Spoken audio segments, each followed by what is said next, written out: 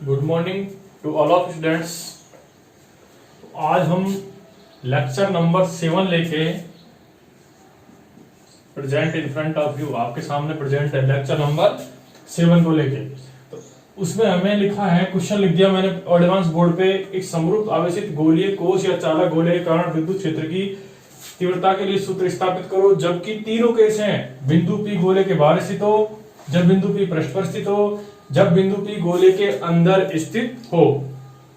इससे पहले मैं 2 मिनट लूंगा आपकी, उसमें यह बात बताना चाहता हूं कि इस टॉपिक को पढ़ने से पहले यदि आप 11th क्लास का 11th क्लास का जो गुरुत्वाकर्षण बल का चैप्टर है, उसमें जो केस है गोले के आर दूरी पर गोले के आर दूरी पर गुरुत्वीय त्वरण का मान, गोले के पृष्ठ पर और गोले के अंदर, जैसे पृथ्वी के जो केस पड़े थे उनको एक बार रजिस्टर खोल के उन मेंटेन करना, उसे प्रीफर देना, उसे पढ़ना एक बार, और उसके बाद फिर नेक्स्ट इस टॉपिक पर बढ़ना, तो आपको ये टॉपिक बिल्कुल क्लियर हो जाएगा। ये बहुत बहुत इंपॉर्टेंट है, चालक और अचालक गोले कोश।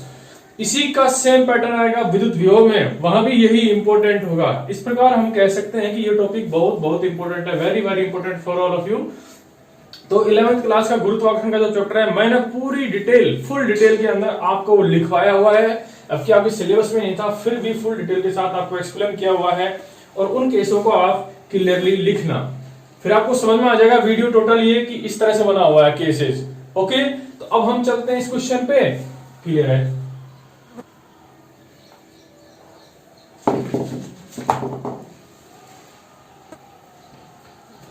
क्वेश्चन नोट डाउन कर लीजिए, फिर उसके बाद बढ़ते हैं सॉल्यूशन पर। 11th क्लास का गुरुत्वाकर्षण का जो चैप्टर है, उसके अंदर मैंने आपको 11th क्लास में इसी दृष्टि से कि हमारे 12th में काम आने वाले हैं, इसलिए टॉपिक कराया था। तो आप वहां से इसे प्रेफर दें, फिर उसके बाद आपको नेक्स्ट बेस्ट तरीके से समझ में आ जाएगा।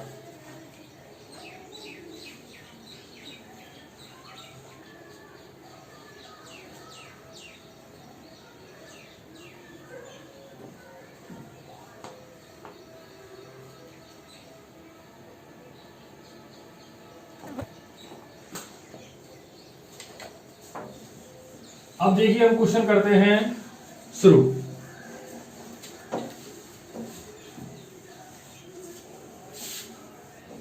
हेडिंग हमारी यही रहनी है,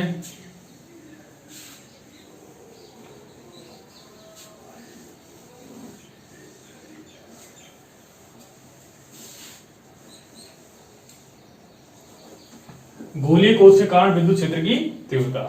देखिए, माना एक इस तरह से चालक गोला है,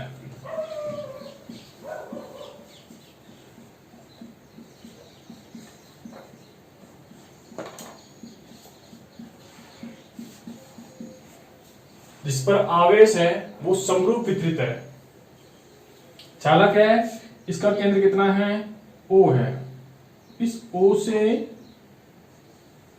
R दूरी है, इसकी क्या है? त्रिज्या है, इस तरह से। तो क्या लिख लेना है? माना एक R त्रिज्या का चालक गोला है जिस पर समान रूप से आवेश वितरित है। लिख लेना है,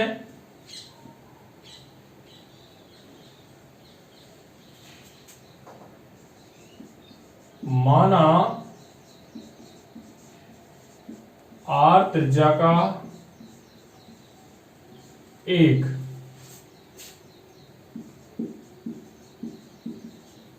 समरूप आवेशित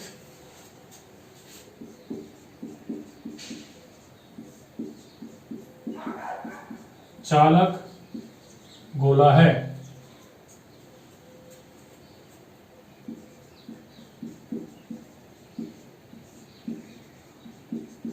जिसके कारण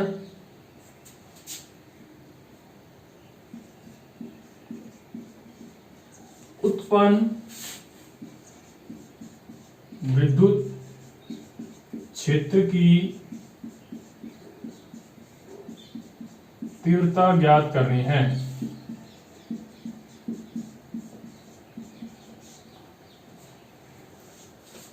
ये उतारिए, फिर इसके बाद केस पे चलते हैं।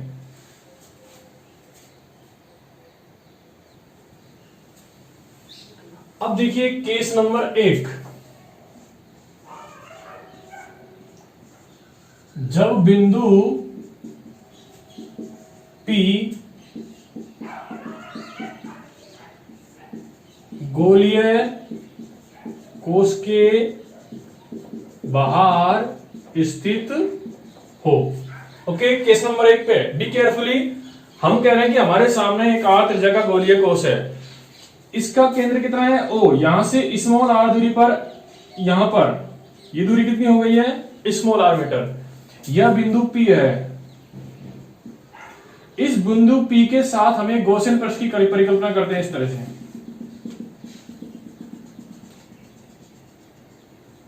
बिल्कुल गोल बना लेना है आपको। ये गॉसियन पृष्ठ बन गया। क्या? गॉसियन पृष्ठ।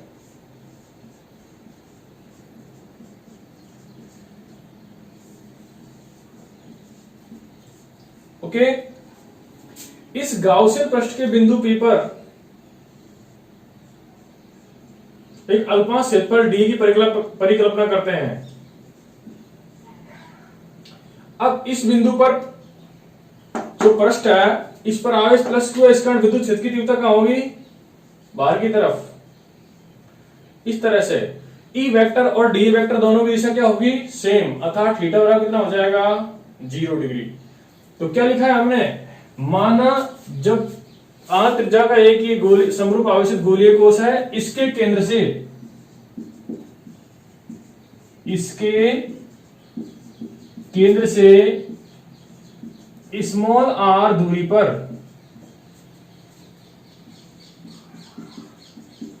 किसी बिंदु P पर विद्युत क्षेत्र का मान ज्ञात करना है।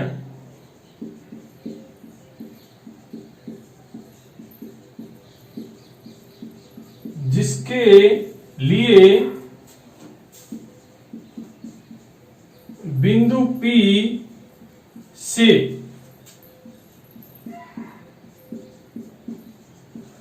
गॉसियन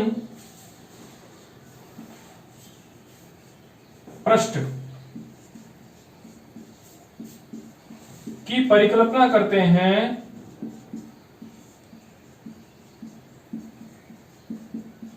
तथा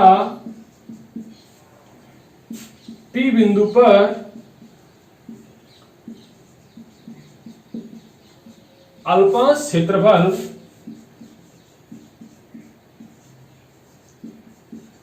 डीए से निर्गत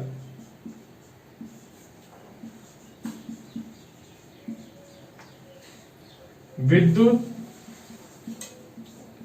फ्लक्स का मान ज्ञात करते हैं।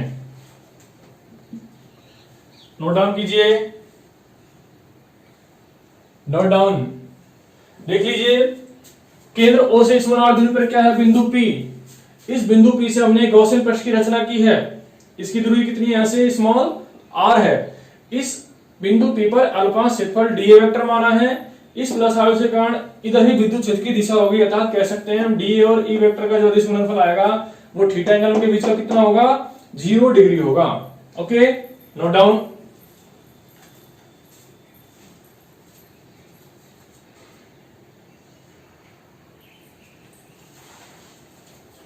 अब देखिए नेक्स्ट प्रूफ के अंदर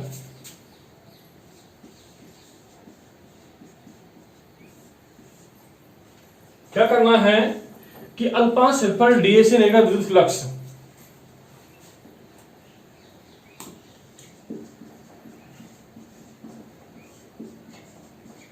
अल्पमांश क्षेत्रफल डीए वेक्टर से निर्गत विद्युत फ्लक्स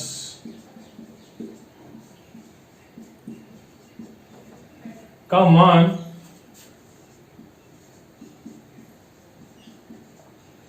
अधिकतम होगा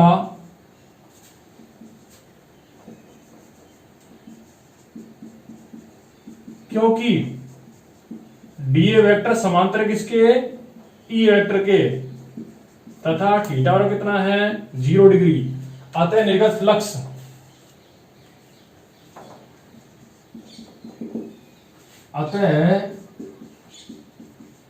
निर्गत विद्युत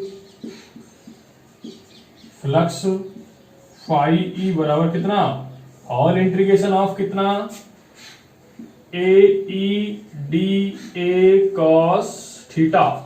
okay, because theta is equal to 0 degree cos 0 बराबर 1, तो we can say that phi E is equal to all integration of A E D A cos 0।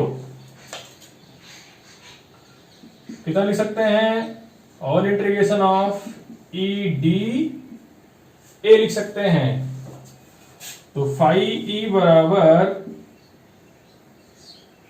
E into all integration of A D A.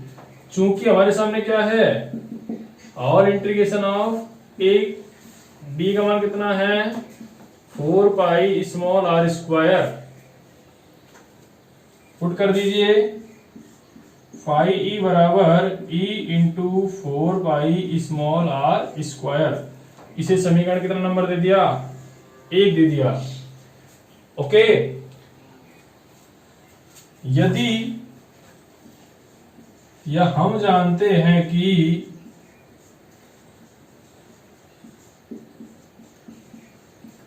Gauss का नियम क्या है, Gauss के नियम से, Gauss का नियम क्या कहता है, फाई ई बराबर कितना, क्यू अपॉन कितना, एप्सिलॉन 0। इसे समीकरण 2 देते हैं तो लिख सकते हैं समीकरण 1 व 2 से। अब इधर लिख लेते हैं समीकरण 1 व 2 से क्या लिखना है हमें, E into 4 pi r square बराबर कितना, क्यू अपॉन कितना, एप्सिलॉन 0। ई का मान हमें निकालना है, ई बराबर Q upon 4 pi epsilon 0 into कितना, आर स्क्वायर आ गया। ये क्या मान बन गया, के का मान, चूंकि के बराबर कितना होता है 1 अपॉन 4 पाई एप्सिलॉन 0। तो ई बराबर कितना बन गया, के क्यू अपॉन कितना, r square, newton upon coulomb बन गया। यहां तक उतारिए, इसे इक्वेशन नंबर 3 दे देते हैं, नोट डाउन।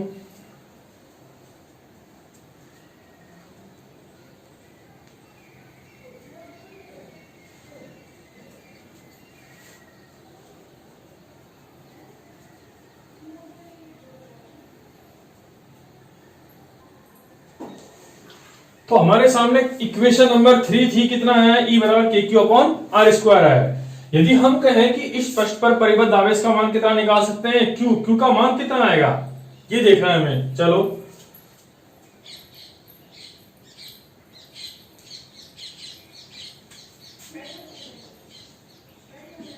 यदि पृष्ठ पर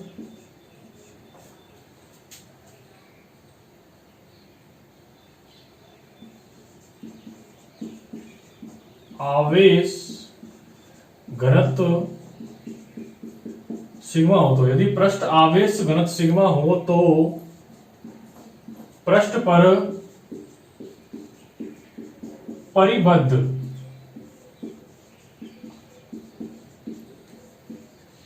आवेश का मान सिग्मा बराबर कितना होता है, क्यू बाई ए। क्या लिख सकते हैं, क्यू बराबर सिग्मा इंटू ए।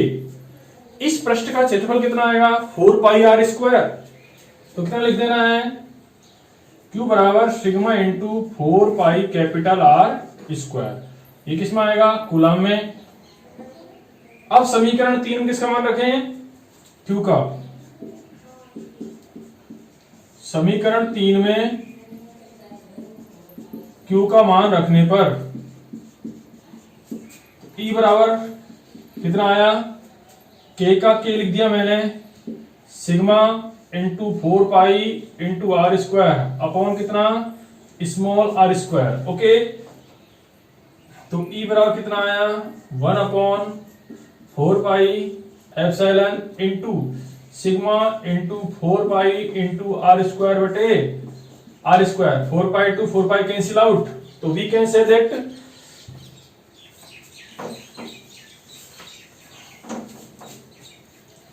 कितना आया हमारे सामने,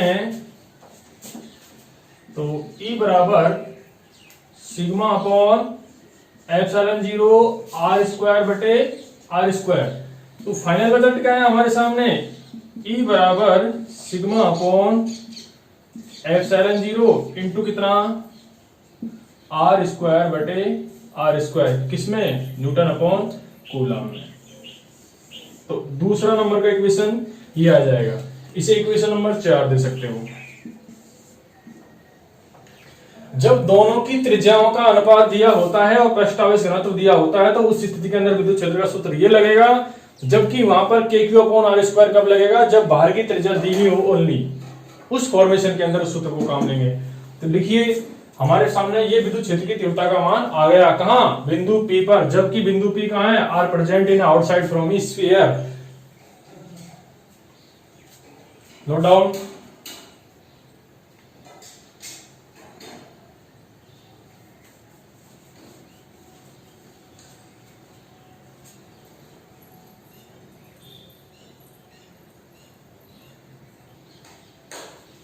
इस फॉर्मूलेशन कह सकते हैं, क्या कह सकते हैं, अतः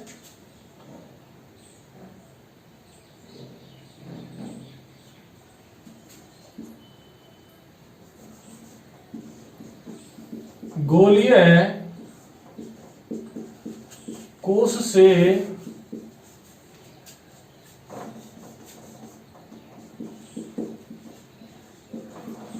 r दूरी पर विद्युत क्षेत्र की तीव्रता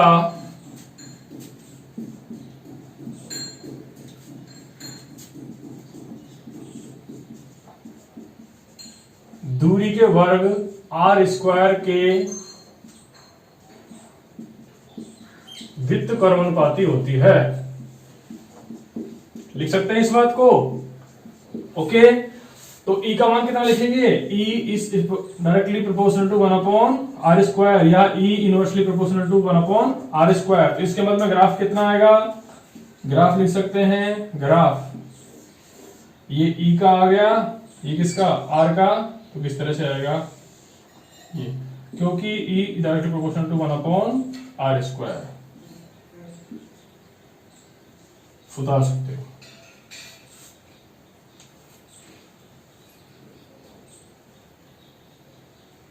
अतः गोलीय कोश से r दूरी पर हमारे सामने विद्युत क्षेत्र की तीव्रता का मान उस दूरी के वर्ग क्या होगा, व्युत्क्रमानुपाती होता है। ग्राफ ये आपके सामने आ गया इनवर्सली प्रोपोर्शनल का। Okay, note down.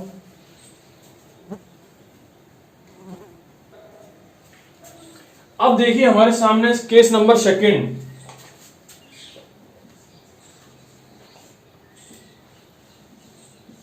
जब बिंदु P पृष्ठ पर स्थित हो,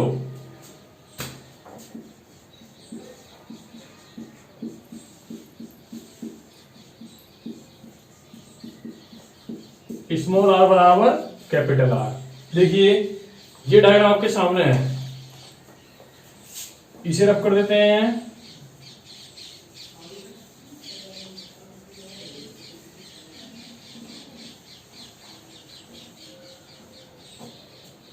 तो हमारे सामने बिंदु कहां बचेगा, पृष्ठ पर आ जाएगा, बिंदु P ये।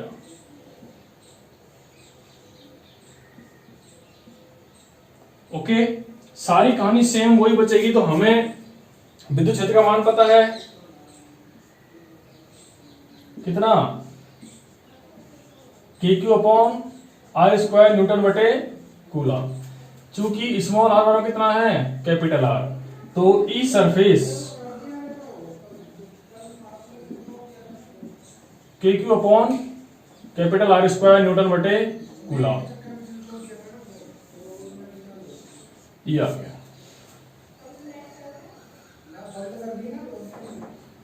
यदि अब आपके सामने यहां पर स्मॉल आर बराबर कैपिटल आर है, ये नंबर एक हो गया, तो ई सरफेस बराबर कितना sigma upon epsilon zero small r upon capital r upon small r newton बटे कूलम। यदि क्या हो जाएगा स्मॉल आर बराबर कैपिटल आर, तो ई सरफेस बराबर सिग्मा अपॉन एप्सिलॉन जीरो गुणा आर स्क्वायर बटे कट गया, तो ई एस का मान कितना आ गया sigma upon epsilon zero newton बटे कूलम। इस तरह से ये केस सॉल्व हो जाएगा जब सरफेस पर निकालना होता है। तो नोट डाउन कर लीजिए।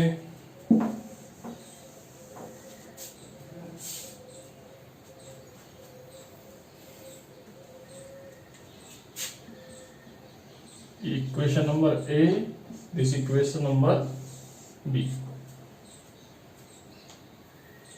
क्योंकि जब बिंदु क्या आ गया है, पृष्ठ पर आ गया है, तो स्मॉल आर बराबर क्या हो गया कैपिटल आर हो गया। नोट डाउन कर लीजिए।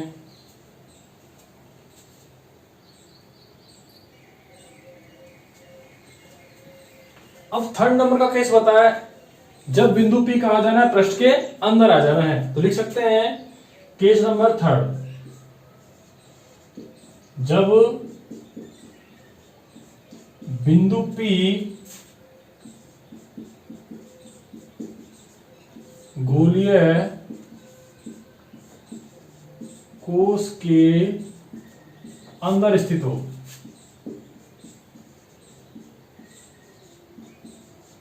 ओके, तो इस स्थिति में क्या होगा, स्मॉल आर का मान छोटा हो जाएगा, कैपिटल आर का मान कितना होगा बड़ा होगा। इस तरह से अब इस बिंदु को मैं उठाकर कहा लेके आता हूं पृष्ठ के अंदर, मैं यहां लिया मान लीजिए इस तरह से, और ये बिंदु रह गया ओनली आर।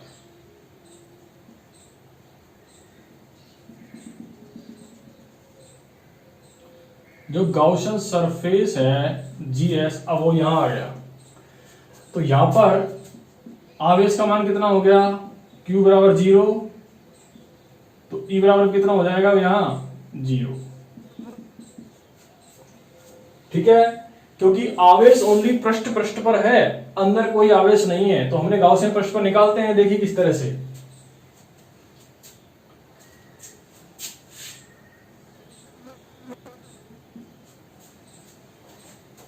गाउस के नियम से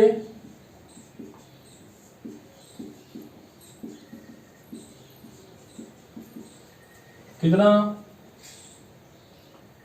फाई ई बराबर Q अपॉन एप्सिलॉन 0 होता है। चूंकि चालक के अंदर का आवेश का मान कितना है यहां 0 है, तो फाई ई बराबर 0 अपॉन एप्सिलॉन 0, ओके, तो फाई ई का मान कितना हो गया 0। अतः बिंदु P पर जो अल्पांश है उसे निर्गत फ्लक्स का मान कितना होगा 0 होगा। अतः बिंदु P पर स्थित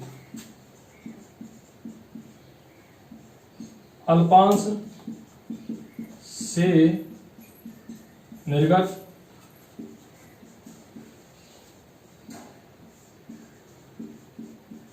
विद्युत फ्लक्स फाई ई 0 होगा, क्योंकि चालक के अंदर आवेश का मान 0 है, ओके।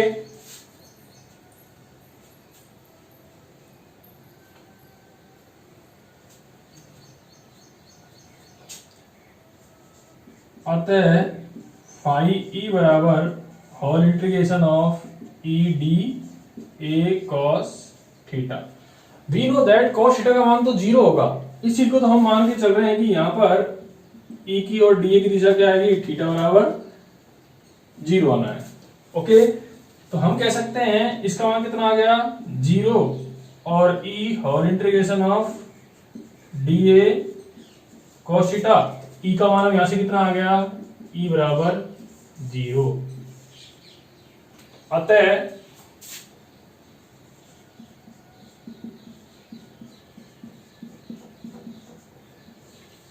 गोलीय कोश के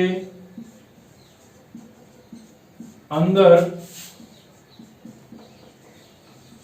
विद्युत क्षेत्र की तीव्रता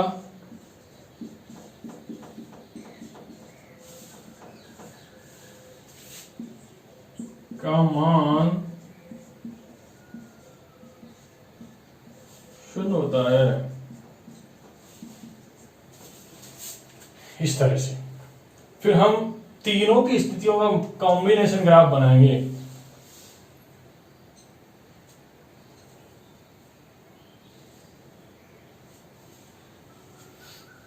नोट डाउन करो। इसमें कुछ नहीं किया है कि बिंदु P पहले बाहर था, फिर पृष्ठ पर आया, फिर अंदर ले लिया, गॉसियन पृष्ठ का मान ये आ गया। तो यहां पर कोई आवेश ही नहीं है, तो आवेश नहीं है तो फ्लक्स का मान किससे होगा, 0 आ जाएगा। किससे, गाउस के नियम से। और हमें पता है जब फाई ई 0 होगा तो विद्युत क्षेत्र का मान भी 0 आएगा, क्योंकि फाई ई बराबर किससे, whole integration of EDA cos theta. तो ईडीए कॉस थीटा से मान क्या, हमारे पास ई का मान कितना आ गया, 0 आ गया। तो इसीलिए लिखा हमने गोली कोश के अंदर विद्युत क्षेत्र की तीव्रता का जो मान होता है कितना होता है, 0 होता है। फाइनली जो 0 होता है। प्रॉपर्ली नोट डाउन कीजिए।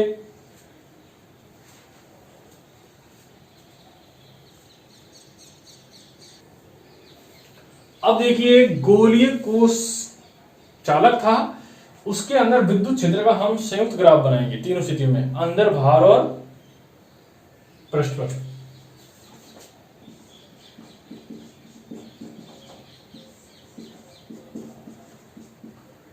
गोलीय कोश के कारण विद्युत क्षेत्र की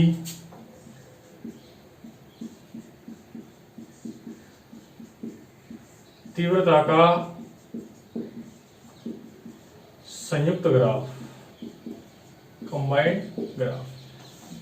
हटने की कोई जरूरत नहीं है, हमें पता है कि ई आउट क्या आ रहा था, K Q upon r square newton बटे कूलम। ई सरफेस क्या आ रहा था, K Q upon r square newton बटे कूलम। और ई इन क्या आ रहा था, 0 आ रहा था। अब हमें इसको रिप्रेजेंट करना है। ये एक गोलीय कोश है इस तरह से,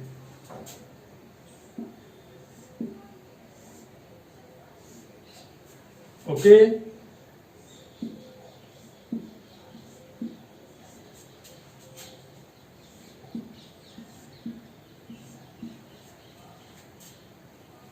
ये इसकी त्रिज्या है, इस पर प्लस आवेश है,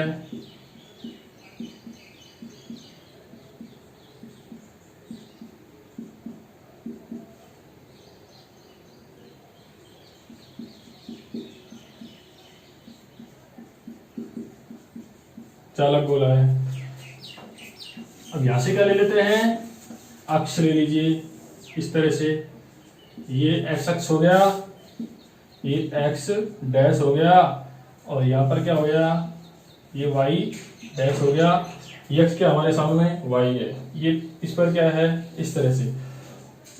मान लीजिए हमने ये दो बिंदु ले लिए, ओके। अब हम कह रहे हैं कि E बराबर 0 है, ये क्या है हमारे सामने, ये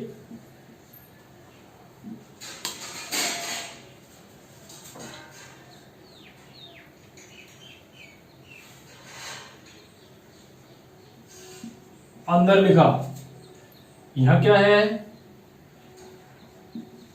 पृष्ठ लिखा, तो ये क्या है, बाहर है, ओके। अंदर कौन बड़ा होता है, कैपिटल आर, पृष्ठ पर स्मॉल आर बराबर कैपिटल आर, बाहर कौन बड़ा होता है, कैपिटल आर। ओके, इस तरह लिख देना, चाहे बाहर यहां लिख दीजिए।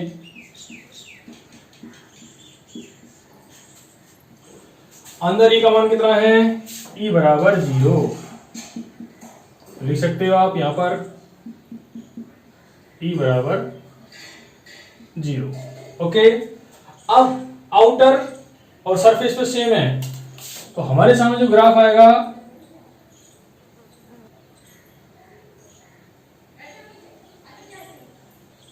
इस तरह से,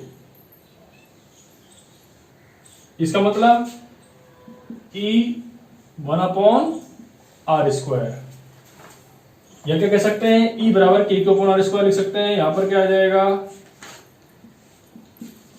E सरफेस k/r²। आप इसे E आउट लिख सकते हो,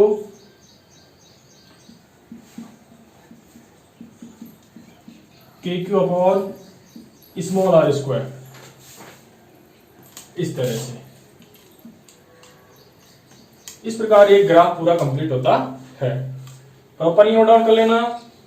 गोलीय कोष के कारण विद्युत क्षेत्र की तीव्रता का संयुक्त ग्राफ है कंबाइन, कि तीनों एक ही ग्राफ में कैसे समाहित होंगे। यदि आपको कोरा ग्राफ बनाना है, ये नहीं बनाना, तो आपने ये बनाना है ओनली ये वाला पोर्शन। ये पृष्ठ पर है ES और ये आउट है k/r²। ओके, इस प्रकार हमारा गोलीय कोष के कारण विद्युत क्षेत्र की जो तीव्रता है उसका पूरा टॉपिक कंप्लीट होता है विद ग्राफ और सॉल्यूशंस। Okay, thank you.